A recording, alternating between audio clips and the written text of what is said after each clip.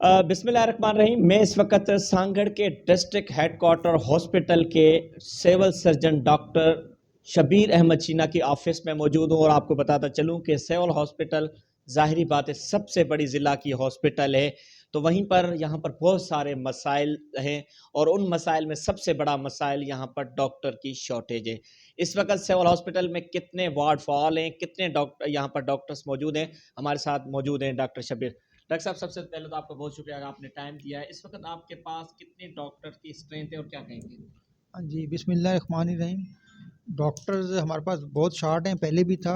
Actually हमारे पास जो है ना पोस्टें हैं डॉक्टर्स की 101, लेकिन हमारे पास 43 पोस्टर हैं जिसमें फ़ीमेल एमएस समेत ही हैं। तो तकरीबन ये 70% डॉक्टर्स हमारे पास हैं, 30% डॉक्टर्स हैं। और हमारे वार्ड आपको देखें कैजुअलिटी वगैरह है, क्योंकि ये डिस्ट्रिक्ट हेडक्वार्टर हॉस्पिटल है, 24 घंटे चलता है। तो यहाँ डॉक्टर की ज़रूरत है। कैजुअलिटी में हमें 3 शिफ्टों में डॉक्टर चाहिए। उसमें हमारे सारे वार्ड फॉल हैं, जिस तरह गायनी हम 24 आवर चला रहे हैं, वहाँ डॉक्टर्स की कमी है। फिर पीट्स वगैरह में तो वार्ड तो हमारे सारे फ़ाल हैं और फंक्शनल भी हैं, काम भी कर रहे हैं, लेकिन डॉक्टर्स की कमी है। तो वो हम पहले लिखते भी रहे हैं। अभी भी मैंने डीएचओ साहब से रिक्वेस्ट की थी, ऑनरेबल डिप्टी कमिश्नर साहब से रिक्वेस्ट किया कि हमें डॉक्टर्स करें ताकि हम अच्छे तरीके से चला सकें।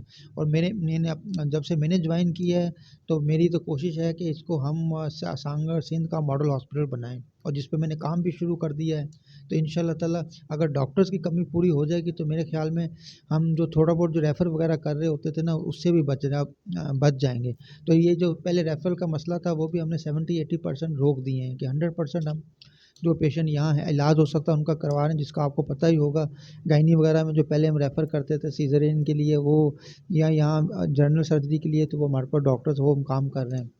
तो बस डॉक्टर्स की कमी है, जिसकी वजह से हमें बाकी अदरवाइज़ डॉक्टर आ जाएंगे तो हम और अच्छे तरीके से काम करेंगे। अच्छा डॉक्टर साहब, यहाँ पे सबसे बड़े खास करके फिजियोथेरापी की बात करें, ईएनटी, कान, गला और ये अहम डॉक्टर्स हैं। इसके अलावा आर्थो की बात करें, पहले आर्थो का डॉक्टर था वो भी, तो आंखों के हवाले से भी वार्ड आपका चल रहा है। ये जो मेन टॉप है ईएनटी है या इसके अलावा आपका फिजियोथेरापी है, ये डॉक्टर्स क्यों नहीं आ रहे और स्पेशलिस्ट के हवाले से क्या पोजीशन है आपके पास? स्पेशलिस्ट की तो बहुत कमी है, ये आना चाहिए। और ये हमारे पास स्पेशलिस्ट हैं भी, जिस तरह ईएनटी तो आए ही नहीं है। बहुत प्रॉब्लम होते हैं, पेशेंट बेचारे बाहर जाते हैं। वो हो सकता है जिस तरह हम आर्थोपेडिक सर्जन हमारे पास नहीं है, फिजियोथेरापिस्ट नहीं है, हमारे पास फिजिशियन नहीं है। इवन हमारे पास गायनेकोलॉजिस्ट की पोस्ट खाली है 30। और इससे एनेस्थेटिक जो है, मैं एनेस्थेटिक का काम, एनेस्थेटिक की पोस्ट भी हमारे खाली पड़ी है। तो ये सब चीज़ें हैं और स्पेशलिस्ट की तो बहुत कमी है। वो मैं ये इसलिए तो कह रहा हूँ कि अगर ये डॉक्टर्स आ जाएँ, ये चीज़ें आ जाएँ, तो जो मेरा एम है कि सांगड़ सिविल हॉस्पिटल को मॉडल हॉस्पिटल बनाएं। तो अगर मेरे पास डॉक्टर आ जाएंगे तो हम 100% हम काम करेंगे, क्योंकि अब मेरे पास जो स्टाफ है उनसे मैं 100% काम ले रहा हूँ।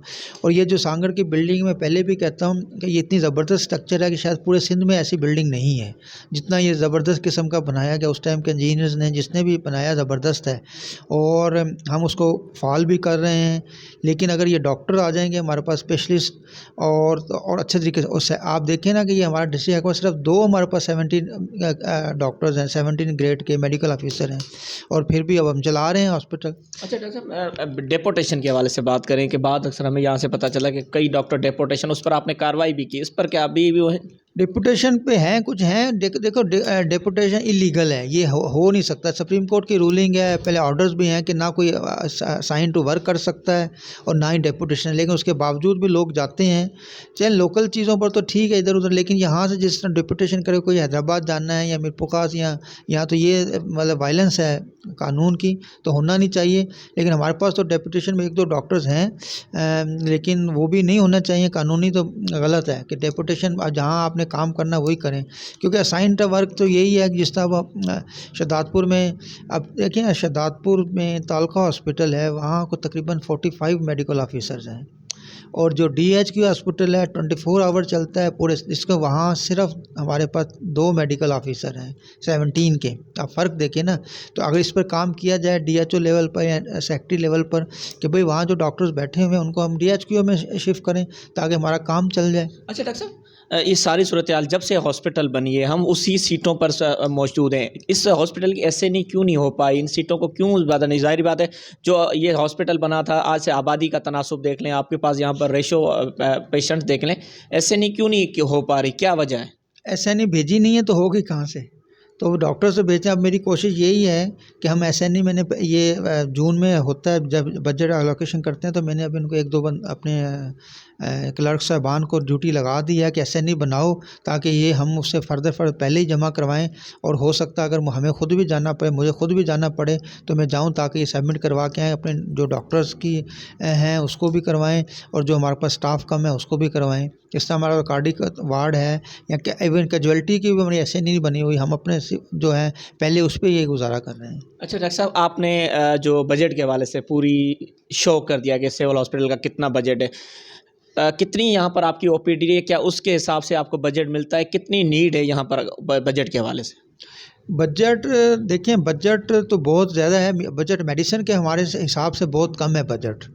तो इसलिए ये जो बजट में आते ही मैंने सबसे पहले बजट को पब्लिक किया कि जो हमारे पास कितने पैसे आते हैं, कहाँ कहाँ इस्तेमाल होते हैं, जो शायद कहीं भी नहीं हुआ, लेकिन मैंने इसको पब्लिक कर दिया है। हर बंदा आके पूछे कि मेडिसिन के पैसे कितने हैं, प्योल के पैसे कितने हैं, मैस के हैं, जो भी हैं।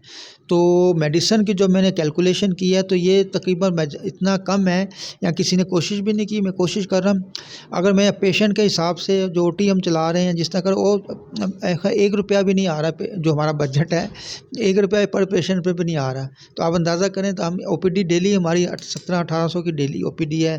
24 आवर में सिजेरियन कर रहे हैं, जनरल हमारी OT चल रही है, IJ की चल रही है। तो ये हम किस बजट से कर रहे हैं, आप खुद अंदाज़ा कर लें।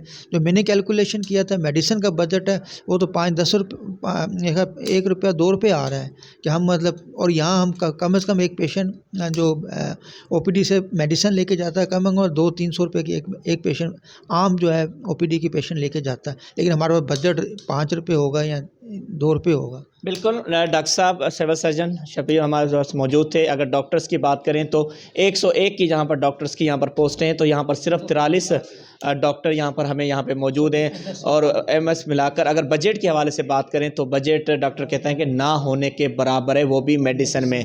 तो ये सूरत हाल है डिस्ट्रिक्ट हेडक्वार्टर हॉस्पिटल की, जहाँ पर हुकूमत तो बड़े दावे करती है, लेकिन ऑन द ग्राउंड हम देखें तो यहाँ पर बहुत सारे, ख़ास करके जो आम गरीब आदमी है, उसको सही तरीके से इलाज की सहूलत मिलना भी मुश्किल हो चुका है। जी।